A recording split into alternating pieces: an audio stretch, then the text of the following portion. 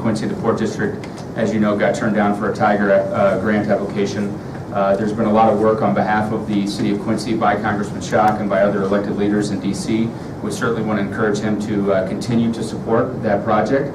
If the port comes to fruition, it'll be $94 million annually to our area that will affect over 30 counties in the tri-state area. Also, Congressman and I talked about the funding for the Water Resource Development Act. As you know, the Mississippi River is one of the key engines to our local economy. And the WRDA Act was passed in 2007, but like typical things in Washington, they passed a bill and they didn't pass a way to fund the bill. And so the Mississippi River is very important to Quincy, and I think the Congressman could probably talk a little bit about that. But as part of the act, it would make the Quincy Lock and Dam a 1,200-foot lock chamber, which would double the capacity for our area for transportation. So I think that would be a good deal for Quincy.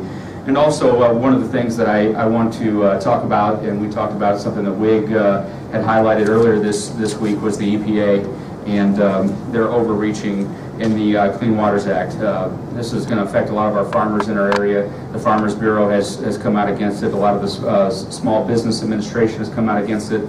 And it's something that certainly will affect our agricultural base here if they continue to try to overreach their bounds. And so I certainly appreciate Congressman Schock and all that he's done for Quincy, and I think he wanted to take a few minutes out for any members of the press to see if you guys have any questions while he's in town. So thank you for being here. Great. Thank you, Mayor. You bet. Appreciate it. As the Mayor mentioned, we went over those issues and even more, and I'm thankful for the good relationship I have not only with the Mayor but the Council and the people of Quincy. It's an honor to represent this region, and obviously just finished with my editorial board meeting with the good folks at the Quincy Herald Whig, and so I got my usual grilling there as well on issues important to the region. And obviously, lock and dams are important. Kyle is correct when he says the WRDA bill was not funded. I'm doing my part as a member of Congress to be the chief sponsor of the Inland Waterway Trust Fund reauthorization and funding bill, which would basically increase the fees for barge operators, which is something that the Illinois corn growers, the Illinois soybean producers, and the Illinois Farm Bureau support along with the barge operators. So all of these industry groups came together in support of my measure, which is why we have scores of Republicans and Democrats co-sponsoring that piece of legislation as a way to fund the construction of locks and dams up and down Mississippi and Illinois waterways. So problems are one thing, coming up with a solution is another, and that's what I try and do out in Washington, D.C. as the area's representative. Obviously, federal overreach when it comes to FEMA on farm ground is something I hear in the 20 counties and the 205 towns that I represent. Agriculture is actually the #1 industry in my district, and so farmers literally every day are calling my office concerned about FEMA's attempt to regulate private waters on their private grounds.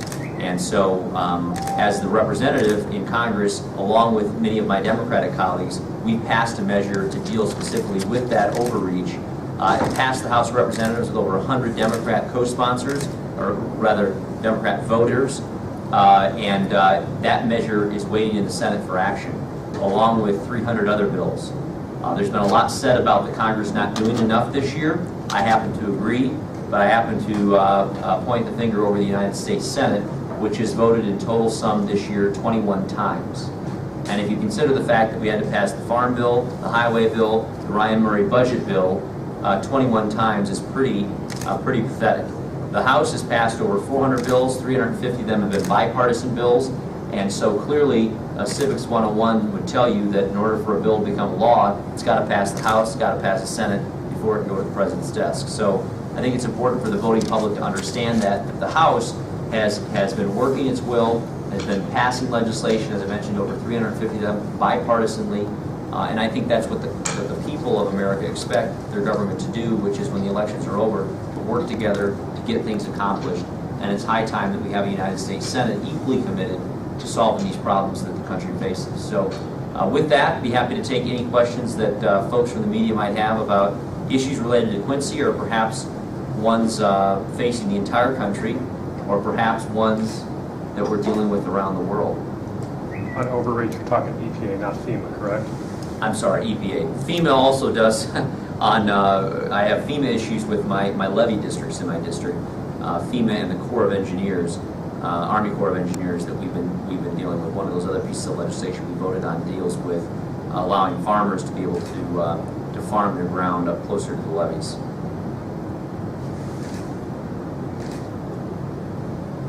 Talk about passing the bill to fund the upgrades to the lock and dam system. Yes. What do you think the holdup is for not even getting a vote in the Senate if, you know, the corn growers are for it and the barge operators are for it? You know, I think it's an excellent question. I think that the better question is not just why that one bill, but why 350 bills that have overwhelming support coming out of the House. And I think the answer is that Harry Reid is the best blocker and tackler the president could ever ask for. And he is holding up an agenda that the American people support. But for the fact that he would put these bills on the Senate floor and allow for a vote, he knows that many of his Democratic members who face tough elections right now, whether it be Kay Hagan in North Carolina, whether it be Mary Landrieu in Louisiana and others, they are hearing these same concerns that Democrats in the House hear, which is why they voted for these measures. But Harry Reid is protecting the president and the bureaucratic overreach by not allowing the bills to be even heard or voted on the floor. So the reason they're not passing is because they're not being allowed to vote. The reason they're not being allowed to vote is because Harry Reid and the president know exactly what would happen, which is they would pass and they would land on the president's desk. You mentioned a couple of those states that are competitive races. What are the ones you think Republicans need to pick up in order to take the Senate? Well, Or have a good obviously, we chance of need picking 6 them? seats now. Right. So I think obviously the 4 that are strongest for us right now are Montana, South Dakota, Arkansas, and West Virginia. And then beyond that, you can pick Colorado, Alaska is looking better for us. Louisiana is trending our way. So, you know, I'm not going to suggest that I have a crystal ball and know the outcome, but clearly we need to hold the Robert seat in Kansas, and we also need to hold the Saxby-Chambliss seat that he's vacating down in Georgia. But I would say it's a better than 50% chance that we win the Senate, but a month is a long time in politics. So I think the voters are still deciding how they're going to come down in those races. And a lot can happen in a month. You know, clearly the events around the world are making people feel less safe. That has an impact on whether or not people want to check and balance on the administration. Clearly the president's foreign policy has not been successful. People are feeling less safe today than they did 6 years ago when the president was elected. Clearly the president's insistence that Ebola was nothing to worry about, and obviously it's now prevalence here in the United States. That's causing people's concerns. So, you know, who knows what happens in a week or two? Who knows what happens in a month from now? And that psyche within the American people plays into their decision on who they vote for in the polls. Do you see any congressional action being taken? The Washington Post had a story out today talking about the whole issue with the Secret Service and the prostitutes. Do you see anything being done going forward with that particular issue? I'm sure there will be, I'm sure that the Government Oversight Committee, who has the jurisdiction of oversight of federal agencies, will have hearings and will do investigations. At the end of the day, these political appointees, these presidential appointees, work for the president. They work at his discretion. And clearly, after believing that the former Secret Service director was qualified and capable, the president made a different choice, which is why she's gone and why he's brought somebody else on. So I try not to, I don't think as a member of Congress or even the voting public, we can micromanage the federal agency. But at the end of the day, the president, the CEO of the land, is judged based on the people he appoints and the outcome of their work.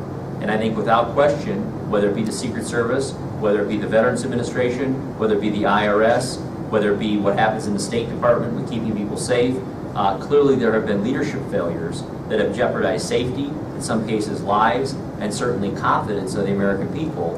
And that's what's driving this frustration with Washington, D.C. right now, which is why I think when the voters are asked, do you want somebody to ratify and support what the president is proposing, or do you want somebody to ask questions and be a check and balance on what he's proposing?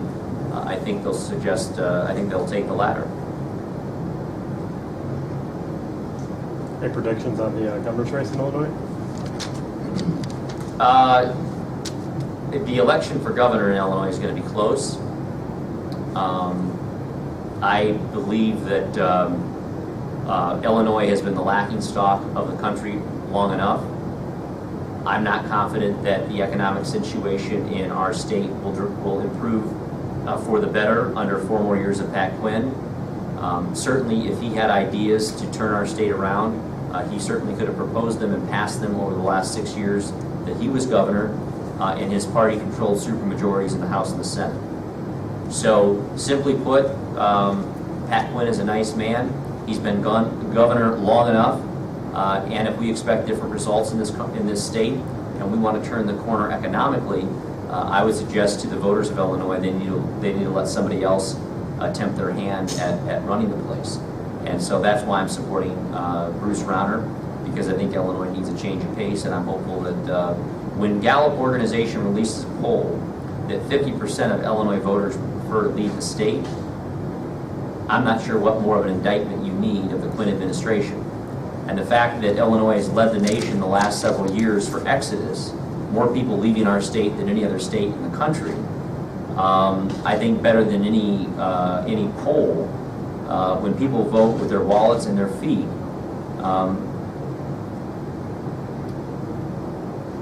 those of us left behind need to wise up and elect a new leader. Anyone else? Great. Well, thank you all for coming, and we'll be in touch. Thanks.